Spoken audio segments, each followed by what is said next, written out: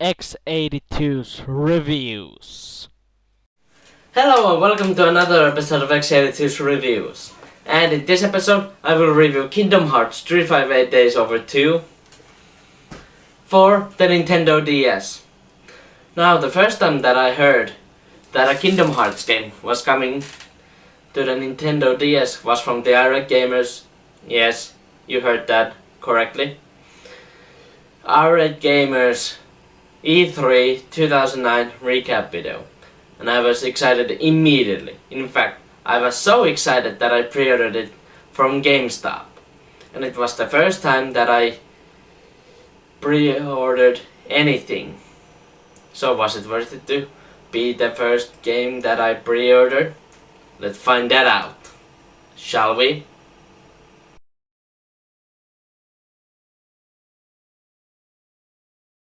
Now let's start with the story of the game. It starts with Zen as leader of Organization 13 finding the newly born Roxas in Twilight Town and recruits him as its 13th member. Unlike other nobodies, Roxas lacks memories of his original self, Sora, but develops a personality of his own as time passes. Each day, Roxas is sent on missions to other worlds, either alone or accompanied by a fellow member, to destroy vast quantities of Heartless with his Keyblade and release stolen hearts, which furthers the organization's goal of creating Kingdom Hearts and becoming complete beings. Roxas is placed under the mentorship of fellow member Axel, whom he becomes close friends with. One day, Axel is stationed at Castle Oblivion, along with a group of other members, leaving Roxas to be partnered with a girl named Shion, the organization's 14th member. Wait, what? Why is it called Organization 13 if there are 14 members? We'll maybe find that out. Inducted shortly after Roxas and Shion bond over their similarities, including Shion's ability to wield a Keyblade. Which doesn't make sense. How can she wield a Keyblade? Well, maybe she's a nobody of another Keyblade wielder. Wait, there's another Keyblade wielder that we don't know about?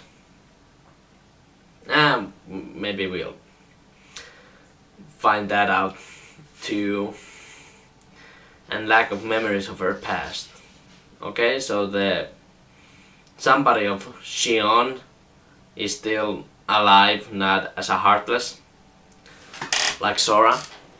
Okay, when are we gonna know about Shion's past? Fuck it, we'll eventually get to it.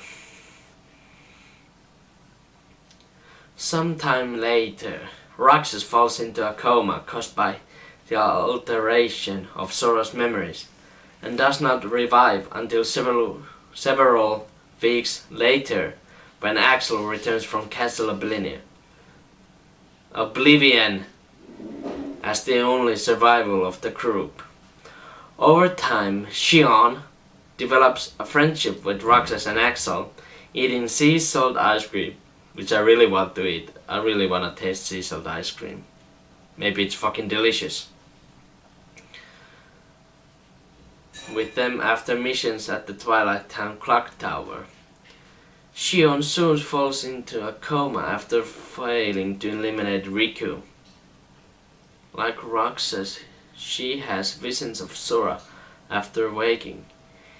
In time, Shion questions her own existence, distancing herself from Roxas and Axel to find out about herself. Okay, well, why does she has visions of Sora? Maybe we'll find that out soon too. She eventually discovers that she is a replica created by Zennis from Sora's memories of Kairi as a failsafe for Roxas. Okay, yeah. We found that out. Okay, yep. Fucking beautiful, yes. Actually, that was a pretty good plot twist. and that her existence prevents Sora's memory from being completely restored. Shion is torn between staying with her friends and merging with Sora, as per Riku's advice, but ultimately decides to escape from the organization after her powers begin to increase dramatically, while Roxas inversely grows weaker. Understanding her situation actually allows Shion to escape, but loses Roxas's trust. Upon learning Shion's identity from Xemnas, Roxas begins to question his own identity and defects from the organization in search of answers, leaving Axel dejected. At Twilight Town, Roxas confronts Shion, whom Xemnas has altered to perform the initial purpose of absorbing Roxas and becoming Sora.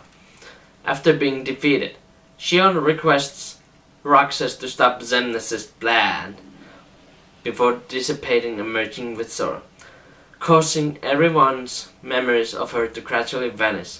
And I have to say, the scene where Shion dies was the most saddest thing I've ever seen in a fucking video game. Literally making me cry at the scene for the first time I ever saw it.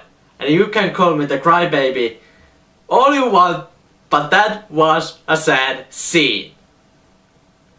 So I applaud Square Enix and Tetsuya Nomura for making that scene. I really applaud you. That was an awesome and sad scene. Anyway, back at the world that never was. Riku attempts to capture Roxas for this. When Roxas defeats him, Riku releases the suppressed darkness in his heart, giving him the power necessary to subdue Roxas, but also giving him the physical form of Xehanor's Heartless Ansem, who resides in his heart. Okay, so that's why Riku become to look like Xehanor's Heartless. Okay, yep, that also explains that. So, yeah, that's great. Moving on. Following Roxas's defeat and capture, this inserts him into a virtual simulation of Twilight Town without any of his memories of the organization, so that Roxas may eventually merge with Sora and complete the restoration of his memories, ending Kingdom Hearts 358 Days Over 2. So, what do I think about the story? It's fucking great! I mean, this game story is the best story in the Kingdom Hearts series, and the characters, especially Shion, are excellent. So, it's a solid story package. I mean, yeah. Again, applaud for Square Enix and Tetsuya Nomura for creating Kingdom Hearts 358 Days Over 2. It was so fucking awesome in the story part. So, I like the story very much.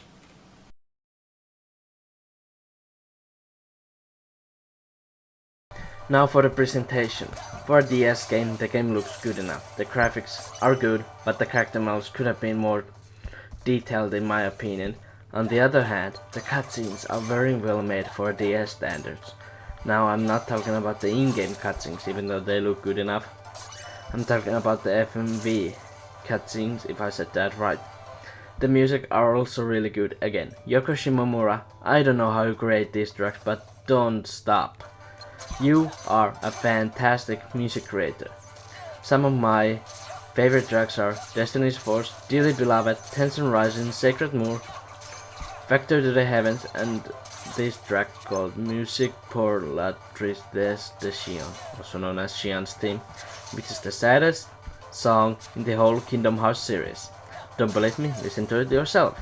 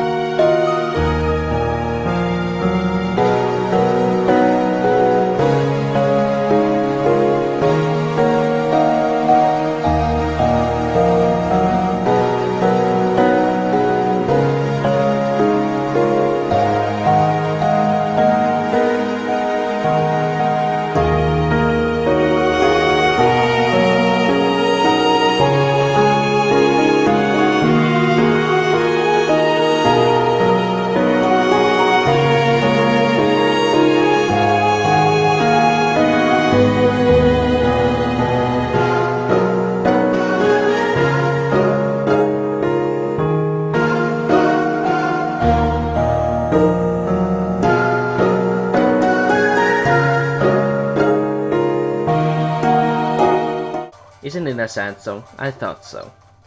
And once again, the voice acting is top notch. Jesse McCartney, Quentin Flynn, and Alison Stoner are absolutely fantastic as Roxas, Axel, and Shion.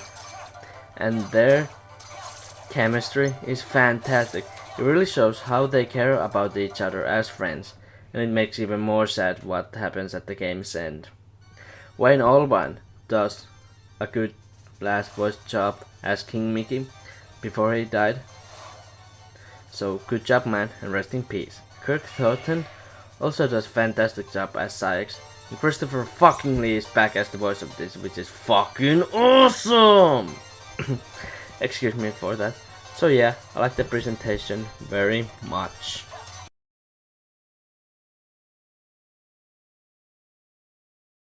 Now for the gameplay. The game controls fine for a handheld game. You attack with the A button, jump with the B button, and block with the Y button. The camera is controlled by the right shoulder button or the touchscreen, but only use the right shoulder button because the touchscreen sucks.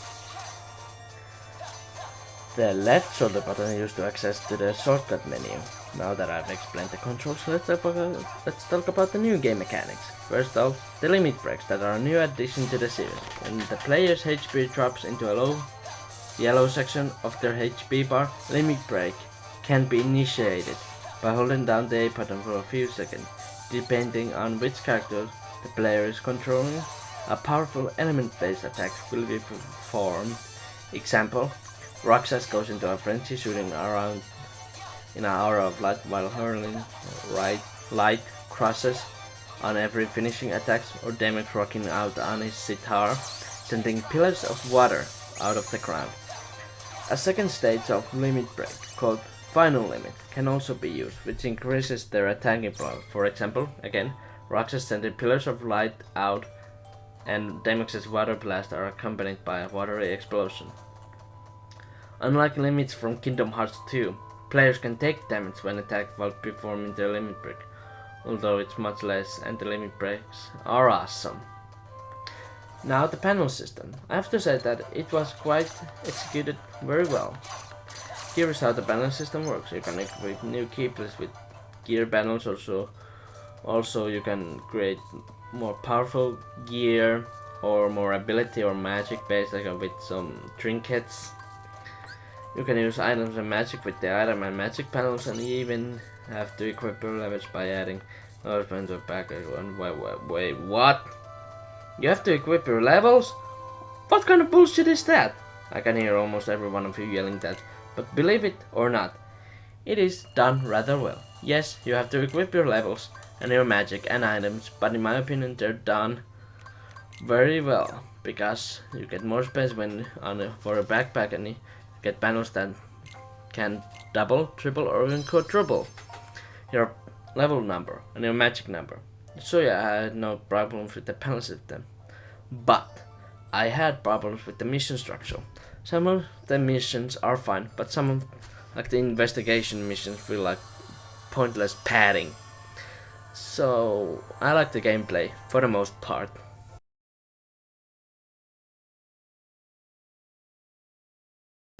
Now for the length. You have the story quest, and then you can replay those story missions for emblems and beating the fastest time. And then you have in the first time in the Kingdom Hearts history, 4 players simultaneous co-op multiplayer, which is not online. So that sucks. And you can play as the whole Organization 13 and as Sora, Donald, Goofy, Mickey, and Riku when you unlock them. But the problem with the multiplayer is that the missions are the same as in the story mode, and that the multiplayer was not online. So that sucks. You have to have friends with Kingdom Hearts 358 Days Over 2 to even access the multiplayer. But hey, you can do it alone too, so that's worth it, I guess. But I still think that the game has good amount of content. But I think some of you might get bored with the game because of the mission structures that feels like padding. So there's that, but in my opinion the game is still worth it.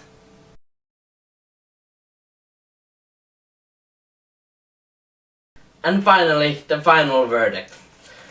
Kingdom Hearts 358 Days Over 2 for the Nintendo DS gets 8 out of 10. The game has fantastic story and great presentation for the most part, but the gameplay falls a little bit short because of the mission structure. But it's still a fun game and worthy of your purchase. So that's it for this episode of X82's Reviews. Thank you for watching, and please remember to subscribe to my channel if you want to see more of my reviews. I will do these kinds of reviews every 2 Saturdays, so stay tuned. And I will put the subscribe link right here, so which will take you to my channel, and then you will subscribe to my channel if you want, that is. And I will put the link to my Let's Play channel right here, which will take you to that channel, and then you'll subscribe to that channel if you want, that is. Currently I'm doing a Let's Play of Kingdom Hearts Final Mix, so you can check it out if you want. Also, what did you thought about Kingdom Hearts 358 Days Over 2? Did you like it like I did? Or you didn't like it? Or you didn't care about it too much? Or you have a request from me? Either way, let me know in the comments below. And while doing that, check my description box where you'll find links to my Facebook, Twitter and Twitch pages. So you can like my Facebook, follow me on Twitter and follow me on Twitch. Now next time I will review Kingdom Hearts Birth by Sleep for the PSP and the Final Mix version on the PlayStation 3. Until next time, this is X82 saying goodbye for now.